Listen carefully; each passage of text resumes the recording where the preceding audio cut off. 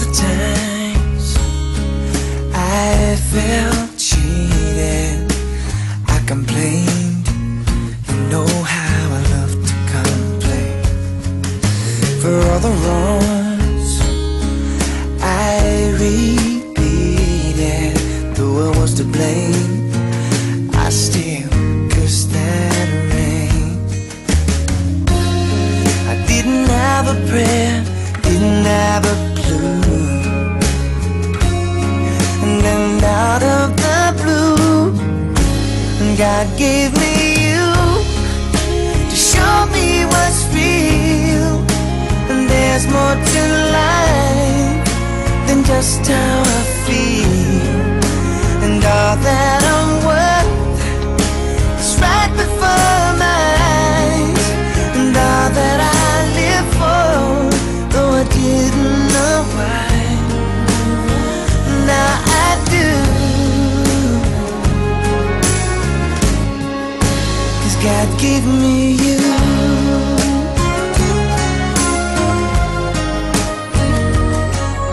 For all the times I wore myself pity like a favorite shirt, all wrapped up in that hurt. For every glass I saw half empty, now it overflows like a river through my soul. And every doubt I had, I'm finally free, and I truly believe God gave me you to show me what's real. There's more to life than just how I feel, and all that I'm worth is right before my eyes, and all that I live for, though I didn't know why, now I do. 'Cause God gave me you. In your arms I'm someone new, every tender kiss from you. Oh, I must confess, I've been blessed. God gave me you to show me what's real. There's more to life than just how I feel, and now that I'm worth is right before my eyes, and all that I live for, though I didn't know why, now I do.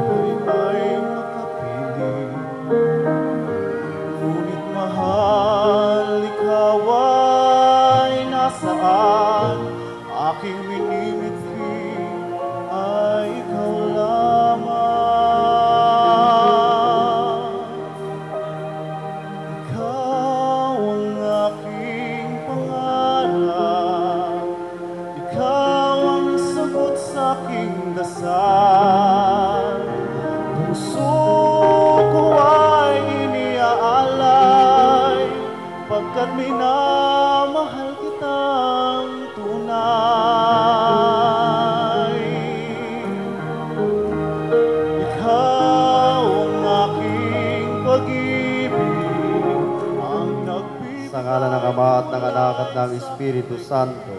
Amen. Ang pagpapala ng ating Panginoong Hesukristo, ang pag-ibig ng Diyos Ama at ang pakikipagkaisa ng Espiritu Santo naway sumainyong lahat. At sumainyo rin. Minamahal na Ramil at Mimichelle, ang Diyos ay pag-ibig at sa kanyang dakilang kapangyarihan at pagmamahal ay pinagsama niya kayo sa pag-ibig. Binigyan na kayo ng kalayaan upang palaguin ang pag-ibig na ito. Ang Diyos din ang tutulong sa inyo upang pagtibayin ang kinabukasan ng inyong pag-ibig. Kung inyong ibabahagi at kusang loob kayong magmamahalan at gumagalang sa isa't isa sa kaginhawahan at kahirapan, sa karamdaman at sa kalusugan, sa panahon ng mabuti at masama, sa isang tipan na sa ilang sandali ay inyong tatanggapin. Ngayon mga kapatid, upang tayo ay patuloy na maging marapat gumanap sa banal na pagdiriwang na ito at sa pag-ibig na patuloy na ipinadadama sa atin ng Diyos, aminin natin ang ating mga pagkukulang, pagkakamali at pagkakasala at ihingi ito sa Diyos ng kapatawaran at awa.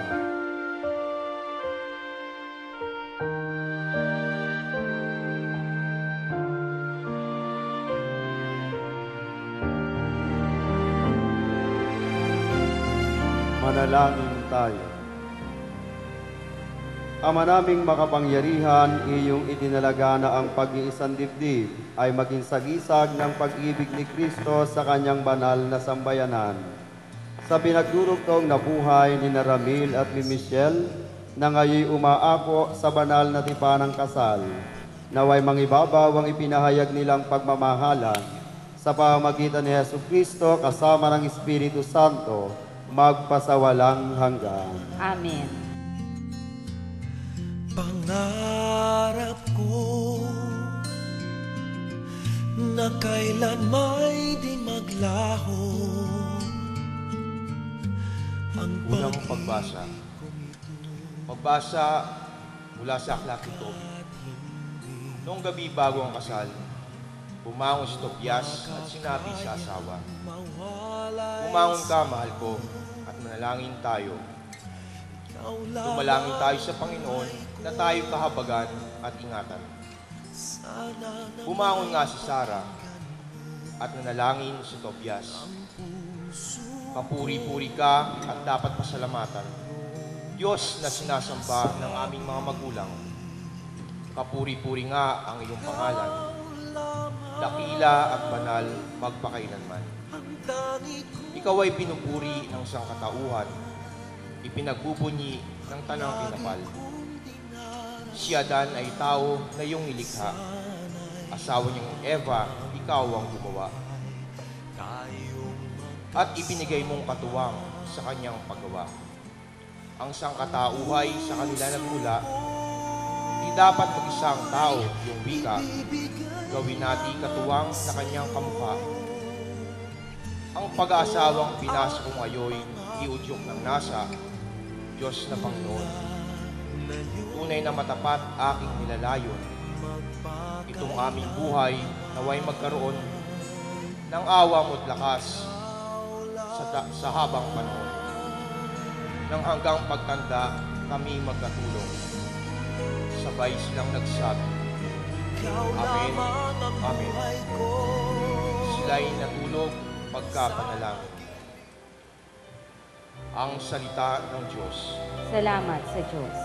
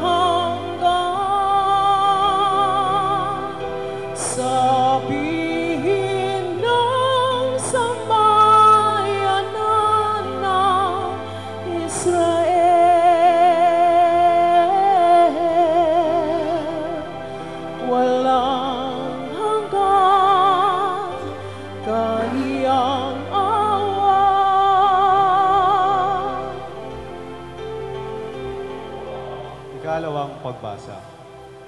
Pagbasa mula sa sulat ni Apostol San Pablo sa mga taga-Korinto.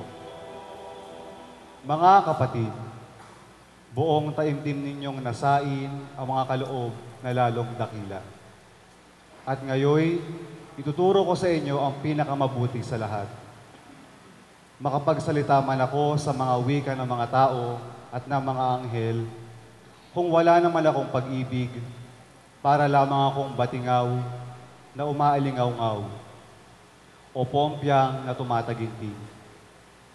Kung ako man ay may kakayahang makapagpahayag ng salita ng Diyos at umunawa sa lahat ng mga hiwaga, kung mayroon man akong mga kaalaman at ng malaking pananampalataya, ano pat nalilipat ko ang mga bundok, kung wala naman akong pag-ibig, wala akong kabuluhan. Ipamigay ko man ang lahat kong ari-arian at ialay ko man ang aking katawan upang sunugin. Kung wala naman akong pag-ibig, walang kabutihang maidudulot ito sa akin. Ang pag-ibig ay matiyaga at magandang loob. Hindi na naghili, nagmamapuri o nagmamataas. Hindi magaspang ang pag-uugali, hindi makasarili. Hindi magagalitin o mapagtanim sa kapwa. Hindi nito ikinatutuwa ang gawang masama. Ngunit ikinagagalak ang katotohanan. Ang pag-ibig ay mapagbata, mapagtiwala, puno ng pag-asa, at nagtitiyaga hanggang wakas. Matatapos ang kakayahang magpahayag ng salita ng Diyos, titigil ang kakayahang magsalita ng iba't ibang wika. Mawawala ang kaalaman. ngunit ang pag-ibig ay walang katapusan. Ang salita ng Diyos. Salamat sa Diyos.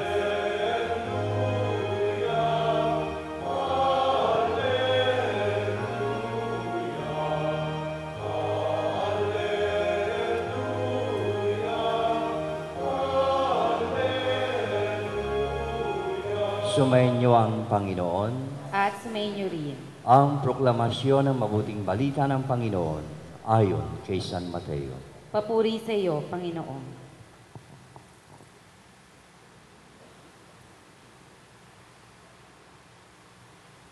Noong panahong iyon, may mga parisayong lumapit kay Jesus at tinangkang siluin siya sa pamamagitan ng tanong na ito. Naaayon ba sa kautusan na hiwalayan ng lalaki ang kanyang asawa sa kahit anong kadahilanan? Sumagot si Jesus, hindi pa ba ninyo nababasa sa kasulatan na sa pasimulay nilalang sila ng may kapal, lalaki at babae? At sinabi, dahil